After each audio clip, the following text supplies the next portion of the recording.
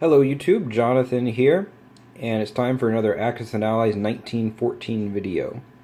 In the last video, we focused mainly on land movement. Today we're going to have a predominant focus on naval movement, but there is something that I wanted to add quickly about reinforcements when it comes to our land movement. So you'll see the board is still set up similarly to where we finished last time. I made a few small adjustments, but I wanted to talk about reinforcements. So let's look at this situation down here in Italy. And it doesn't really matter at this point who started that combat. It is now contested. Both sides have forces there. So let's say it's the Austrians' turn. The Austrians can choose to move their troops there, move fresh troops there. They don't have to attack. They can simply move them there and let them sit. And then on Italy's turn, Italy could either choose to attack with the troops it has, move new units in and attack, or it could choose to move new units in and just leave them there, meaning that there is no attack in that territory on that turn. It's just bringing out more forces. It's totally fine for it to do that. The first time you invade a territory, you're going from it's an enemy-controlled hands to contested. You do, of course, have to attack, but once it's contested, on any subsequent turn, you can just move units in there, and you don't have to engage in combat if you don't want to. That's going to come into play a little bit later when we talk about amphibious assaults, so I just wanted to get that out of the way now. Alright, so when it comes to naval movement, there are a couple things to take into account. Normally, your ships can move 2 spaces, except cruisers can move an additional space.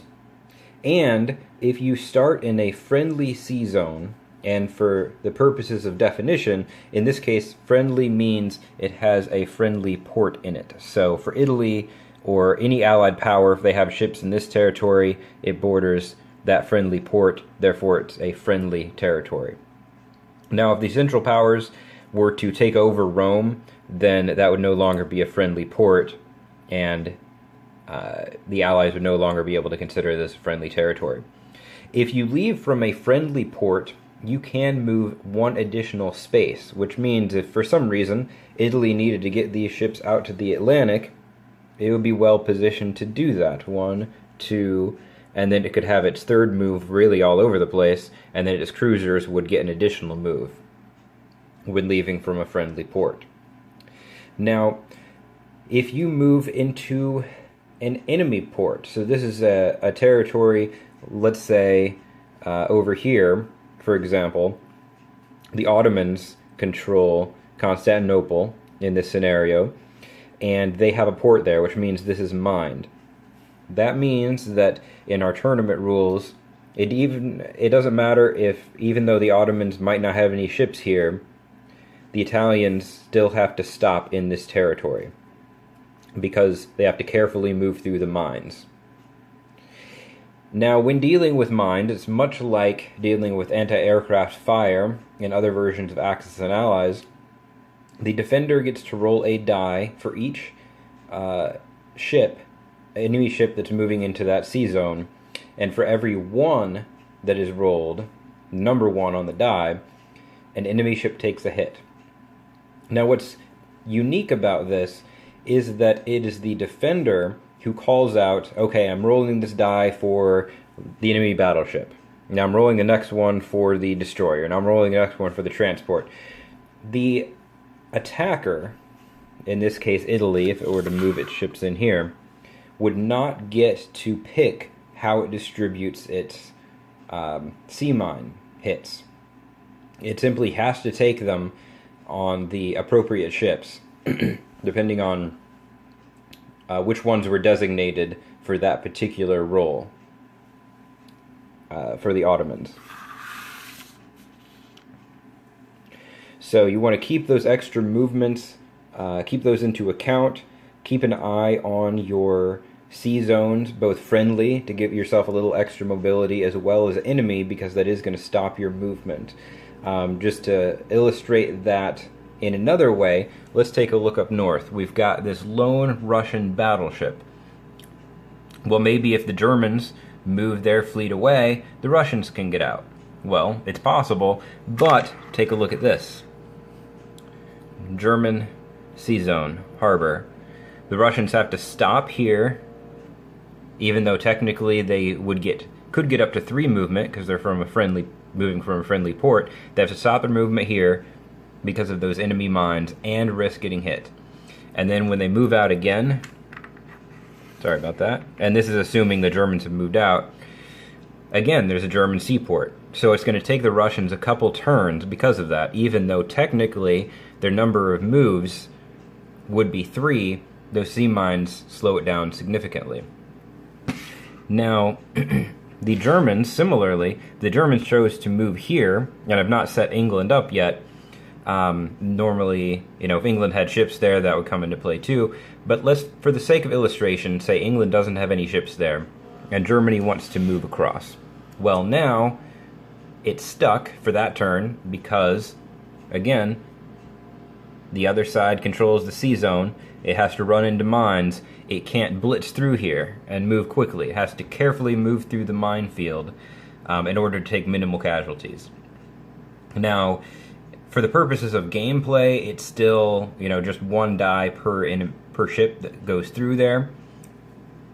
But I think that logically it still makes sense that you run the risk of hitting mines, but you run the risk of hitting mines regardless, but you still aren't going to want to just, go full steam ahead through a minefield. That wouldn't make any sense logically. So I think that it makes sense that ships would have to take it slow through enemy minefields. Now let's talk about amphibious assaults, and there are a couple things to consider here. Let's remove the Austrian Navy and pretend like Italy wants to do an amphibious assault up here to Venice. Well, there's a couple things to consider. First, let's use the board as we have it set up and say Venice is already contested, Italy just wants to reinforce. Well, Italy could pick up its units here, move its navy up there. It does have to deal with an enemy port, which means it can't move beyond this point. In this case, it doesn't have any reason to, because the sea zone ends, bordering land on all sides. But it would have to deal with mines, and then it can drop off units. Now, if it's reinforcing, we're getting back to that reinforcement phase now, then it can drop off the units, but it does not get a coastal bombardment from its battleship, and it does not, and the Austrians would not get their preemptive artillery defensive fire against an amphibious assault, because the Italians are simply reinforcing. Now, if the Italians were not already contesting that territory, and this were the first move into there, they would have to engage in combat. And what that means is that, yes, they would get their battleship, its coastal bombardment. Now, in this game, casualties from coastal bombardments do get to fire back on the first round of combat.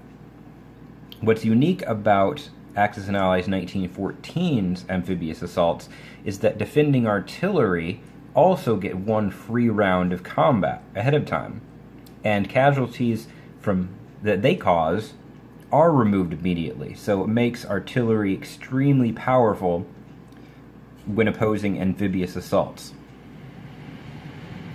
So they get that first round, and then every other round after that they just fire like normal. Now, the maximum number of casualties an attacker could take from those preemptive artillery strikes is the number of units that it lands. So we've got 1 transport here. It could drop off 2 guys. If Italy is attacking and not reinforcing, the most casualties it could take from that preemptive artillery barrage would be 2. Now, when we look at how many artillery the Austrians have, they've got 4. They hit on a 3. So the odds are the Austrians are probably going to hit 2 units. Italy might come out ahead with that coastal bombardment if it hits, but you're probably not going to... It's probably going to be more of a draw based on, well, you can land this many units and this is how many You can land 2 units, but you're also likely to lose 2 units as a result of that preemptive attack, or preemptive defensive artillery bombardment, so that might not be something that's really worth it. That is definitely something you want to keep in mind when doing amphibious assaults anywhere, because if there's several artillery there and they take out a couple of your units before combat's really even started, that can really change the way that the battle looks.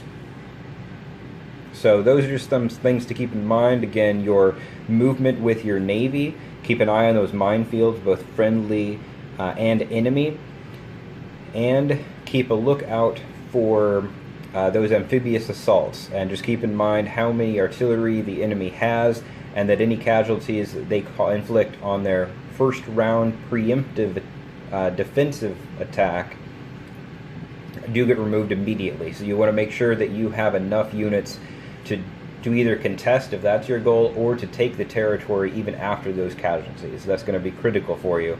If you're not paying attention to that, you're likely to either lose or suffer much higher casualties than you expect in these amphibious assaults, which could set you back a turn or two, or force you to completely change your strategy depending on how bad the situation goes. So you definitely want to keep that in mind. So I hope you enjoyed this video. This is a follow-up to the land movement video, special fan request. If you like this video, please give it a thumbs up. That way I know what I'm doing right. If there's anything more you'd like to see, any questions you have about this, any scenarios you'd like me to review in a future video, please include them in comments. I'd appreciate it. And with that said, I'm going to go ahead and sign up.